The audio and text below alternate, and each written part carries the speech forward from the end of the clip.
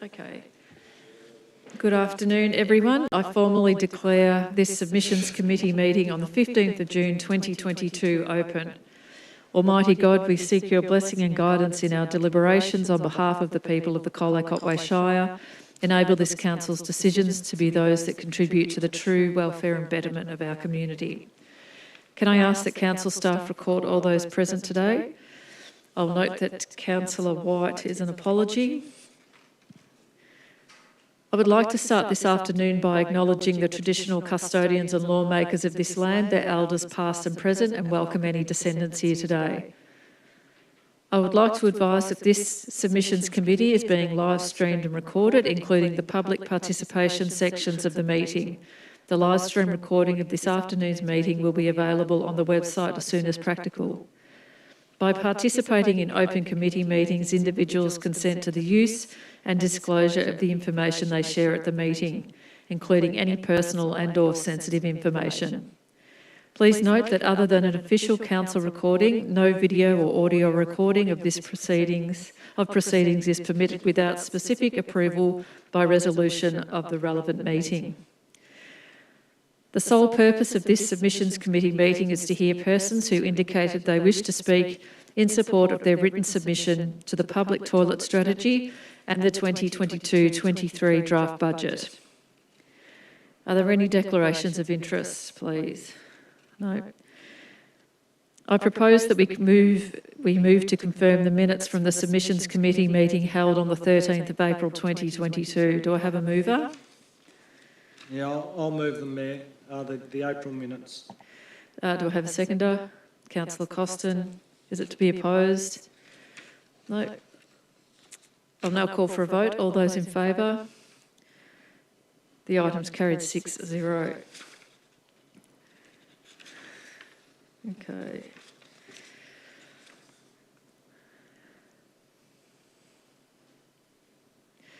Verbal submissions from those applicants and objectors who have confirmed in writing that they wish to speak to their submissions will be heard prior to the consideration of each agenda item. A limit of 5 minutes will apply to each submitter. Okay, now we move to item 8.1, the public toilet strategy submissions. The purpose of this item is to hear verbal submissions to the public toilet strategy.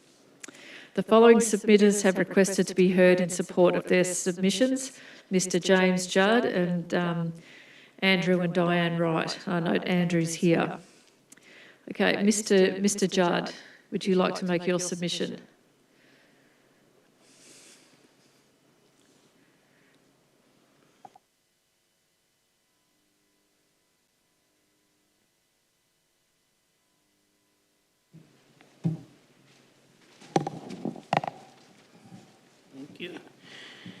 James Judd Colic. Are you dealing with the public toilet strategy now?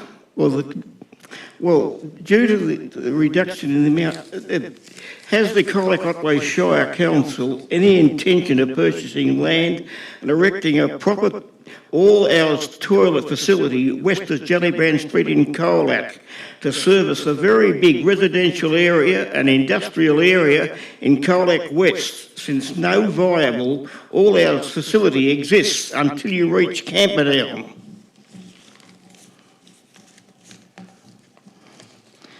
Okay, thank you for your submission, Mr. Judd. That's all I have to say on that. Thank you. Thank you for your submission.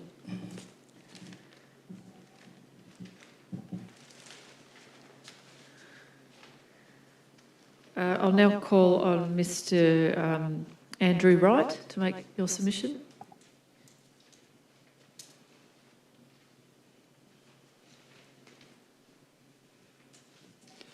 Madam Mayor, councillors, CEO, Anne Howard and staff, my name is Andrew Wright. I represent my wife and myself, Diane Wright. We live at number 2 Alexander Street, Colac. And apologies for my wife, Diane, she can't be here at the moment. Our submission is in reference to the toilet known to you as at Ross's Point Toilet, which is the one below our home at Alexander Street and on the car park at the end of Stoddart Street. Just a little bit of history about this toilet before we go too far. When we came into town in 1994 to that location, there was no public toilet in the vicinity, and at that time the lake enjoyed extremely high levels of water, and fishing was a popular activity. It's interesting to note also at that time there were no rushes along the banks of the lakes, so people could fish from the bank of the lake for redfin, which was the preferred fish at the time. And we were fortunate, people came from all over Victoria to fish. However, the numbers we encountered there, which on weekends was quite substantial, especially in the better weather, we had problems with people using the gardens along in front of the homes along Ross's Point as a toilet. So a meeting of neighbours was called, and yes, we need a toilet in the area. So a council was approached, and council was very good. Yes, no, that's a great idea, but no one stuck up their hand for the toilet. So being the major instigators, Diane and I discussed it, and we said, yes, look, providing it's a discreet toilet, this can go in front of our home. So that was done. Things ticked along, the lake went dry, and no fishermen. However, the toilet is used by genuine people who need to use a toilet. However, it is also a point of trading of illicit trades, I think, going on down there. I'm sure there is drug dealing done in that car park and at that toilet. Some time ago, a resident in the area requested a light be put on the toilet because it was at night time dark, and that light was put there. It provides a lot of backlight into our bedroom, which is less than 20 metres from this toilet. So we've put up blinds to fix that problem, well, sort of fix it. But it also aids and abets the activities that go on at that locale. The toilet is part of the reason for the problem. It, for some reason, seems to attract this unsocial behaviour, as I would call it. It's behaviour that we quite often end up with we have had to call police due to disputes between purchasers and sellers of various products down there, and unfortunately the police never get there in time, and now that sort of thing is no longer a lights and sirens call. It takes the police longer to get there, so I've given up giving calls to the police. During school holidays, the toilet is quite often vandalised, and I think your records would show that, as well as my anecdotal talking, that children get down there and jump on the roof, break the skylights, do all sorts of things. The other interesting point to note is that the toilet is at a very low point, and it's less than 20 metres from the lake. It has a sump behind it where the effluent from the toilet is located, and then it's pumped into the sewer line. When this pump breaks down, the effluent rises to the surface, and you can guess where the effluent ends up. Yes, it ends up in our lake. And I ring the council about that matter when it's happened, and it's happened on 2 or 3 occasions. And it's not a good look for raw sewerage to be going into our lake. In my opinion, that is an environmental issue. We wrote a submission to council in regards to this toilet, and we don't want to give the problem to anybody else, but it's Diane and my opinion that this toilet should be removed, decommissioned and removed. I met yesterday with staff from the Shire, and thank you for giving me that opportunity, and also members from the Yacht Club. And we talked about some ways of seeing if we could improve the behaviour. One is to remove the light. The second is to lock the toilet at night.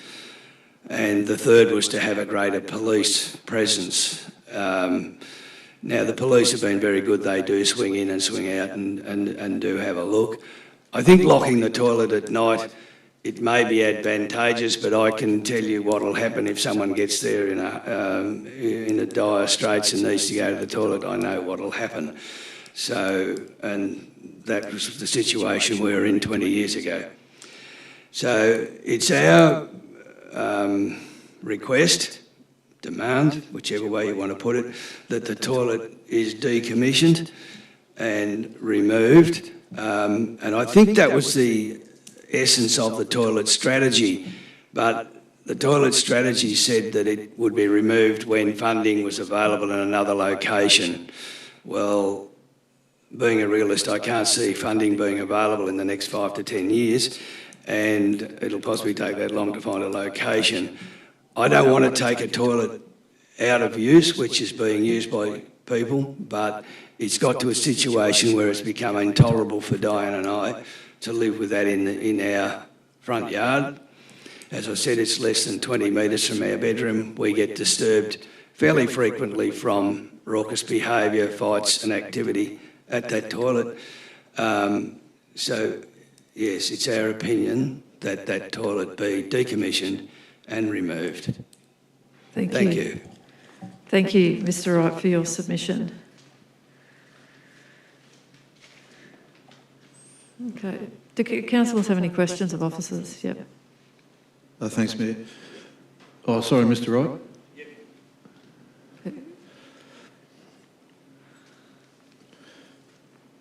Are you able, given your knowledge of the area, are you able to suggest a potential location for a new toilet, bearing in mind the proposed opening up of more residential area further west of Ross's Point? Yes, Councillor Potter, I have exercised my brain on that.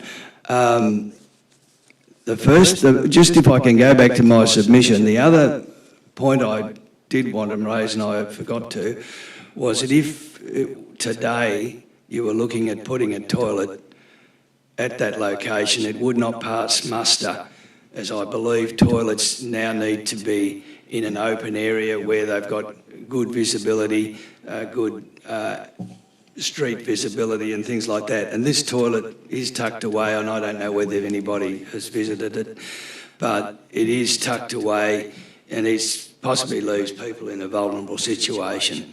In answer to your question, Councillor Potter, the yacht club to me is a logical place because, or in that vicinity, because that's where a lot of the walking paths gather or meet. And there is flat area and it is public space. To me, that is a reasonable location for it. And bearing in mind the development that is happening around the high school and Henry Bongers and Justin Madden, maybe the Lake Foreshore where there's a playground down at the end of Stoddart Street, but you'd possibly end up with similar complaints from residents down there. So those two locations, to me, they're far more open. And there is a playground in Moore Street, top of Hamilton Street and Moore Street, that is open, and there could be an opportunity there for a toilet to be placed there.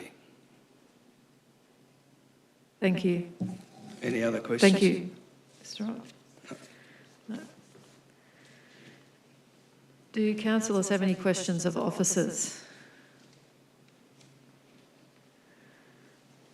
No. All right, Councillor Potter. Thanks, Mayor. It might be too early to ask this question in the scheme of things, but just in relation to that issue of the toilet at Ross's Point there, and given that Mr. Wright's indicated he's met with staff, what's our view on the issue there, and moving forward, do we have any sort of a indication of a solution, or are we sticking with what we've got? Through the Mayor.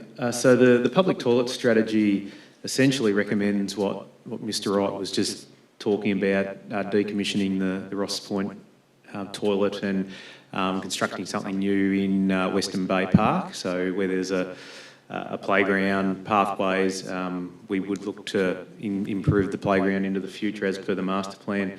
In terms of short-term solutions, like Mr Wright said, officers did meet yesterday and had come up with some potential solutions which might assist Diane and Andrew short-term, like removing the light and locking the toilet during the night time and better patrols from local laws and the police. So we feel that the public toilet addresses the longer-term need, and we think there's some short-term solutions we can implement as well. Thank you. Are there any other questions? Councillors, the officers have provided a recommendation for our consideration. Does any councillor wish to move a motion in relation to this matter? Councillor Potter, you move. I'll move the recommendation. Thank you. Councillor Costin's the seconder. Is it to be opposed? No, Councillor Potter is the mover. Yes, thanks, Mayor. Look, there was a lot of submissions to this strategy, and I thought most of them were well written and added value. And this evening we've heard from Mr. Wright, who I think has got valid, real concerns, and I hope we can introduce some short-term measures. But when we're talking the long term, I hope we can expedite a long-term outcome in line with the strategy. And Mr. Wright's given us a couple of suggestions, so that's helpful. This strategy has taken some time to get here, but it is here. Overall, I think it's pretty good, and we can talk about that another day. But there was some really good submissions to this. I'm grateful to the people who took the time and some of the organisations who took the time to put their submissions in, and they'll be considered before we finalise the strategy. Councillor Costa. Thank you, Mayor. And thank you to everyone who made a submission, verbal and written submissions. I think there were 18. This toilet strategy has been a long time coming. It first started on this journey in October 2018. Along the pathway to get to this point, though, the Great Ocean Road Authority has started up in December 2020, and of recent months has become a stronger organisation. 29 of the 89 public toilets in the Shire, 28, sorry, are along the Great Ocean Road. A third of them are managed by council. And we hear from some of the submissions, there were 4 or 5 submissions on Great Ocean Road toilets, suggesting there should be more at Castle Cove, Lavis Hill, for example, and other areas where there is an hour's drive between public toilets.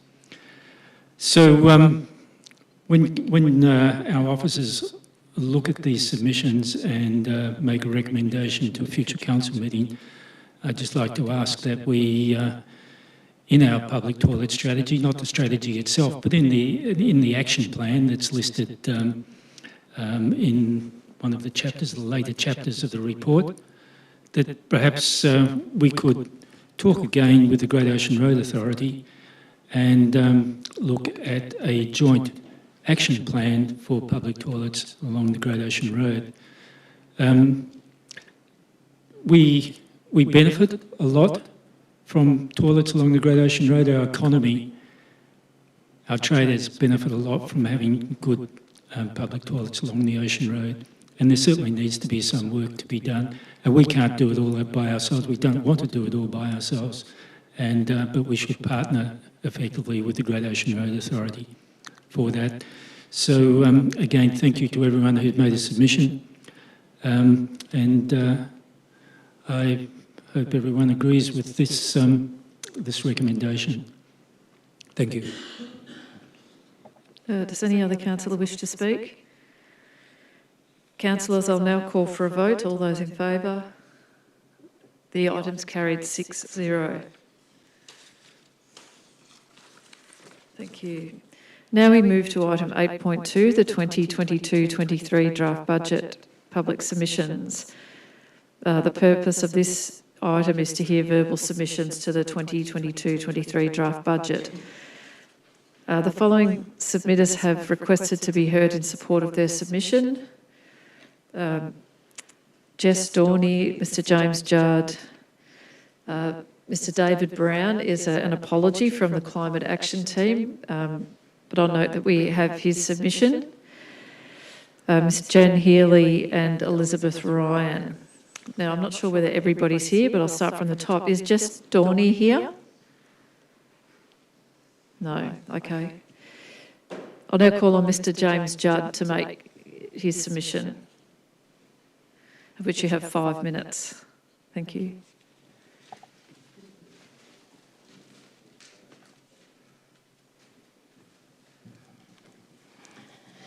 James Judd Curlick. Due to the reduction in the amounts for drainage in recent budgets, it is not possible for Council without vast extra funds ever being able to upgrade drainage systems throughout the Colac 2050 growth plan area until very long after 2050, when some time back this council had estimated multi-millions of dollars would be required to be spent in this area only. Thank you for your submission, Mr Judd.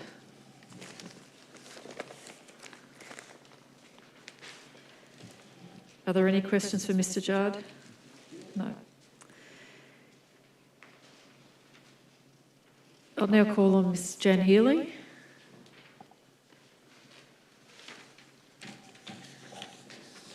Thank you, Madam Mayor, councillors and council staff. I'm one of the Positive Ageing Ambassadors. It's a group that are loosely attached to the Shire and to the Community Hub who have involved themselves in matters affecting older people in particular. We discussed the draft budget at our recent meeting, and the one thing we noticed in particular was the lack of any comment about the Visitor Information Centre. And given that this affects older people in two ways, one, the visitors to the Shire, and the other, the volunteers who give of their time to assist there and assist our visitors, we thought it worthy of comment. We would like to see it reopened. There have been a number of articles and letters in the Colac Herald about the community work in building it and in the volunteers who have helped to run it. While we can understand the need of council to cut costs wherever possible, we believe that the potential benefits of a vibrant visitor centre far outweigh the costs involved.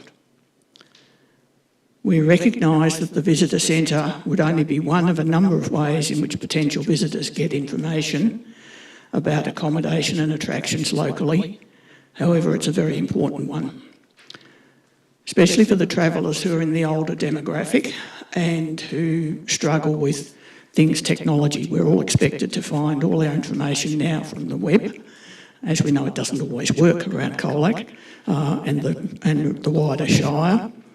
But that being, apart from that, there are a lot of older people who would prefer not to use it and don't understand what they're getting when they get there.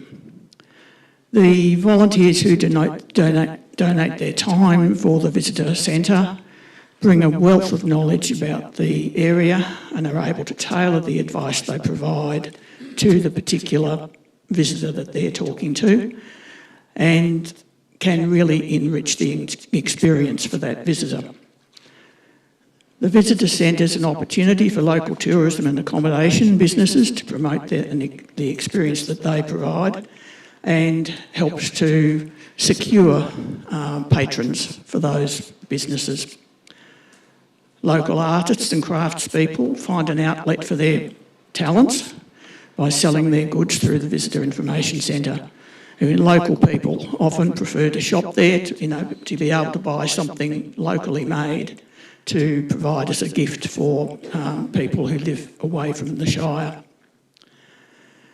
The flow-on effects of good information about the district to the economic life of the Shire must surely be considerable.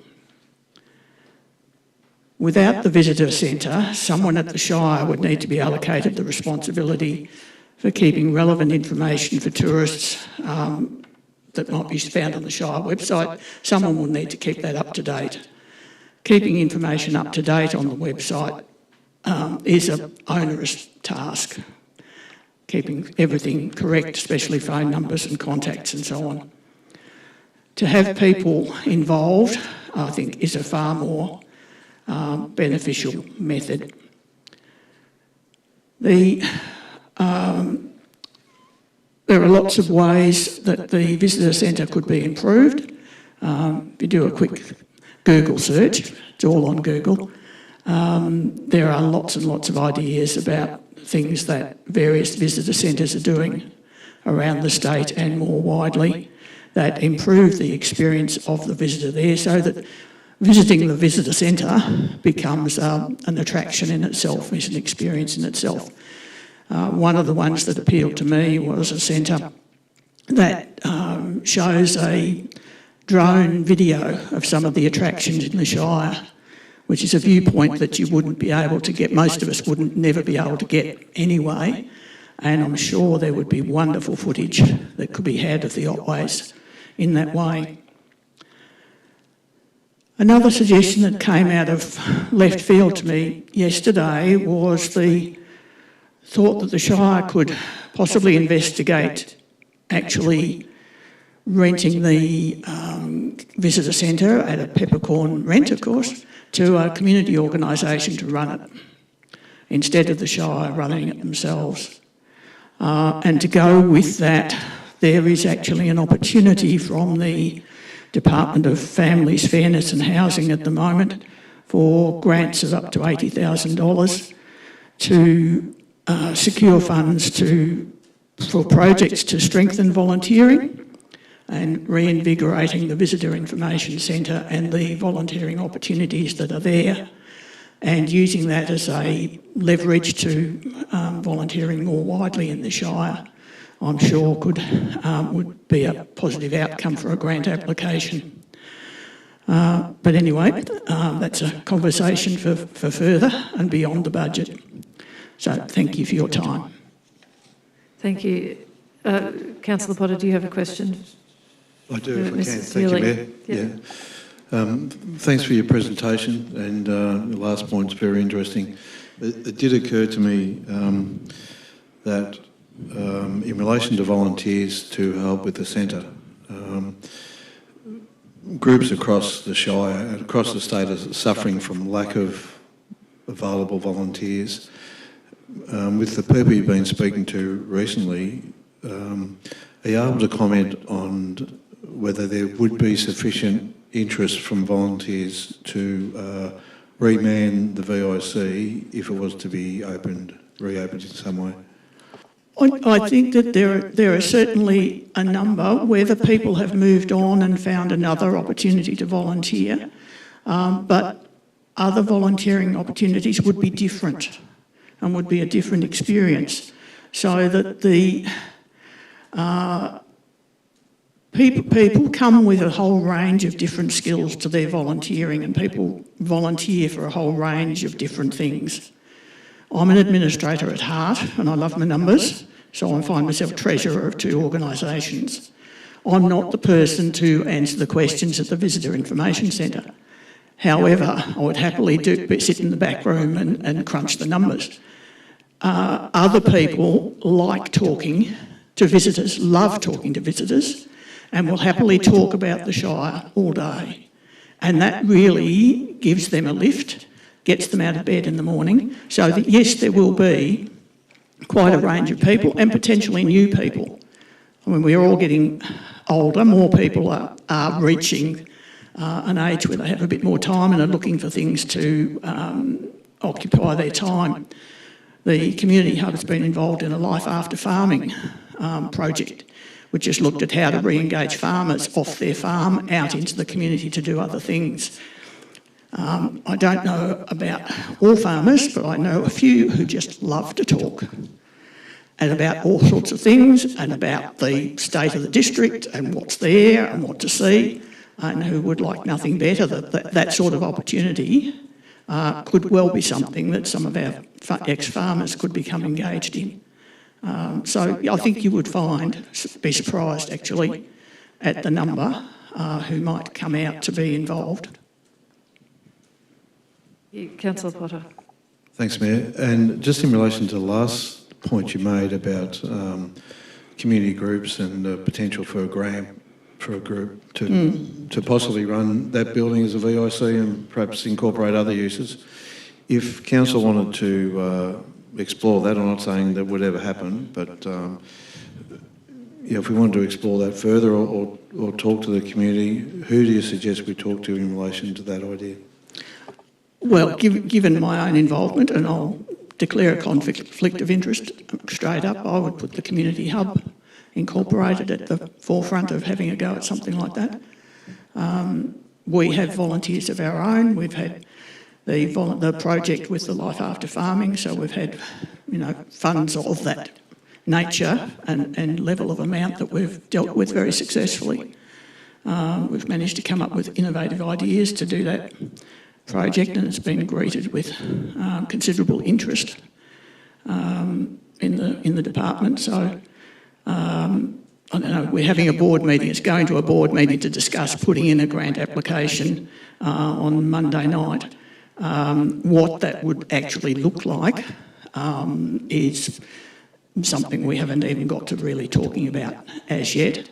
But I would love to see involvement with I think that would be really exciting to get our teeth into something of that nature and of that scope of potential impact on the Shire. Thank you. Thank you. Do councillors have any questions of officers? Actually, before we get to that, I don't think she's here, but I better ask, is Mrs. Elizabeth Ryan here? No, I didn't think she was, no. And Miss Jess Dorney, you haven't walked in? No. All right. Do councillors have any questions of officers? Councillor Costin. There are some internal submissions shown. I'm just wondering what they are.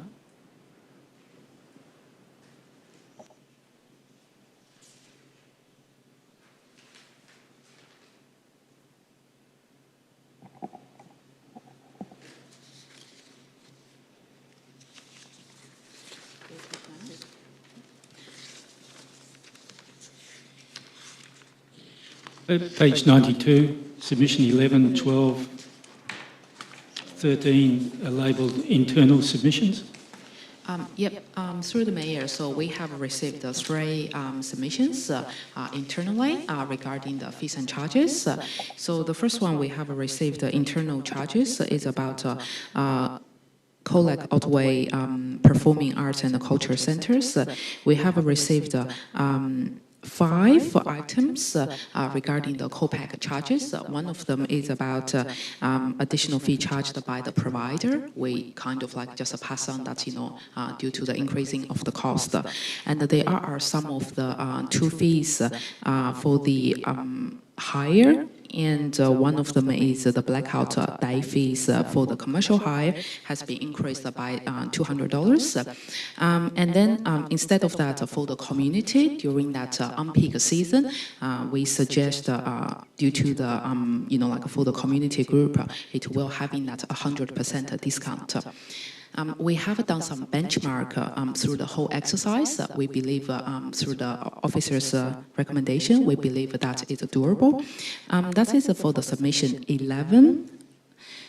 Submission 12, which is related to the waste management. Councillor McCracken. Thanks, Mayor. My question is in relation to a submission that just came in from Ms. Healy before. What's our response to the situation with the Visitor Information Centre, and I guess really what I'm getting at is what are these sort of, what's the barriers that have been sort of limiting us in that space? I'm interested to hear a bit more on what our capabilities are there. Yeah. I'll ask the CEO to respond. Yeah, thanks. Through the Mayor, probably I'm happy to respond to that rather than ask the Finance Manager, as it's a service discussion. So just for everyone's understanding, the draft budget for 2022-23 has been developed retaining the underlying financial capacity to operate the VIC as it had been. There's been no reduction. We've just held that budget in line, as we have this year, as we did last year, interrupted by COVID, etc. So the capacity to reopen on a similar model, we'd have some start-up costs we'd need to do, but we have not reduced the budget through the development of the draft budget, because that wouldn't be appropriate in advance of council making a decision and us being able to talk to the community about that. So the budget does not change the VOC, the ability to operate it. Just to clarify, the funding is there then? The funding is ready to go? The budget has been retained both in 21-22 and in the draft budget for 22-23 that we've presented and put out. There's no proposed change to the VIC through the budget. That would be a much more discreet sort of discussion to be had. So we've retained budget. Councillor Potter. Thanks, Mayor, and thanks for that question, Councillor McCracken. I was going to ask a similar thing. So I'm heartened to hear that, CEO, and I'd forgotten that was still in the budget. So just given the submission by Jan around potential ways of reopening, while it's not a budget discussion any longer because we have some money there, I'm just hoping that down the track we can explore that. Yep, so just officers are preparing a paper to bring to councils in the next few weeks, so that we can then have that discussion about what the future of the VIC might look like. Does it look like a model which is what we've had for many, many years? Does it look like an amended approach, a changed approach? What does that look like? We don't know. We have a paper to bring to councillors, but we've retained the finances in the budget to enable us to put in place what used to be there. Some set-up costs and time, but other than that, it's there. Okay. The finance team, Amanda Barber is here from the finance team. Did you have, do you want to make a submission or, yes, CEO wants to make a comment. Sorry, thank you, through the Mayor. I just want to explain that it is more common for us to receive community submissions to draft budget. And then sometimes, while something is on exhibition in the draft budget, some things might change and the officers might find that something else has cropped up. We've been advised of something. It might be a grant, it might be a correction to some funding, etc. And so often that happens in the background, and we felt that that's not very transparent to the community or to councils. So what Amanda Barber, our finance manager, has done is include in the agenda tonight a list of some things that officers have identified after the draft budget was endorsed while it's on exhibition. So as the community is reading it, officers have, and they've identified some opportunities that might be able to be considered in the final budget. We're not seeking any decision tonight. We just wanted to more be transparent about some matters that officers would like to then talk to councils about. Some may flow through to final budget, some may not. That's the purpose of Amanda's outlining those, what we call staff submissions. And then, as we said, we'll have time to talk to councils about what the final budget looks like, but at least there is some transparency through that process, I hope, rather than just have staff changes in the background. So do councillors have any further questions of officers? Councillor Potter. Thanks, Mayor.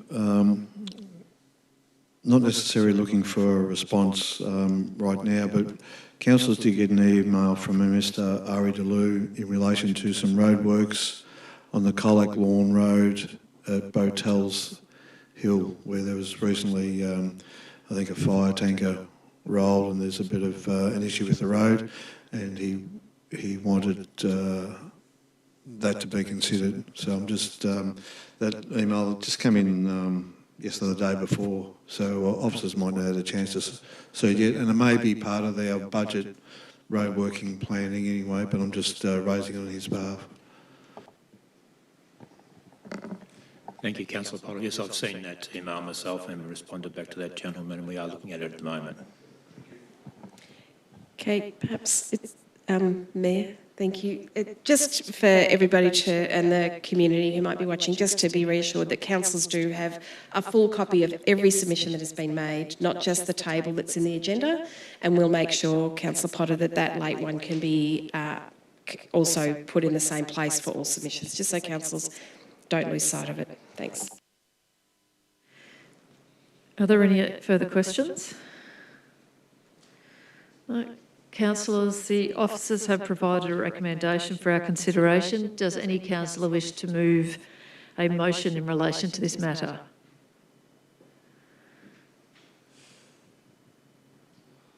Councillor McCracken, you move the recommendation. Councillor Costa is the seconder. Is it to be opposed? No, Councillor McCracken is the mover. Well, I'm just thankful for those who made a submission. It's been heard loud and clear, and when the final budget comes to us, we'll wait and see what happens, but it's something that all us councillors to consider, and we appreciate all the feedback. It's particularly with the VIC, it's been heard loud and clear. Councillor Costa. Thank you, Mayor, and thank you to all the submitters, 13 submissions. A bit less than the public toilet strategy. We had 18 submissions, 13 for the budget, 3 are internal, and thanks for the explanation about what the internal submissions are about. Covered some great topics, shade trees, BMX tracks, Coral Rock open space, a Colac 2050 growth plan, drainage upgrades, blue water operation costs, gravel road maintenance, greenhouse gas emission reduction, targeting of our grants, parking, particularly around the hospital area, visitors information centre, of course, and one from the farming community about increasing rates because of increased valuations. It's also true of our coastal areas, and I hope officers do what they can to fit some of these in, but we do need to recognise that our resources are fairly scarce, our resources are limited, so it's quite a dilemma of how to respond to all the needs across the Shire. Thank you. Does any other councillor wish to speak? Councillor Potter. Thanks, Mayor. Yeah, I too would like to thank all the submitters, and thanks to Councillor Costin for summarising the broad brush of submissions that we had. I just would like to mention officers, thanks for this report, it's well put together, and thank you CEO and Amanda for just explaining to the public that sometimes when officers review things, they come across things that they wish to alter, and you're right, often that's done behind closed doors, but to put it out in front of councillors and the public, I thought that was very valuable. Thank you very much. Does any other councillor wish to speak? Councillors, I'll now call for a vote. All those in favour? The item's carried 6-0. Thank you, councillors. That concludes this submissions committee meeting of the Colac Otway Shire. I declare this meeting closed.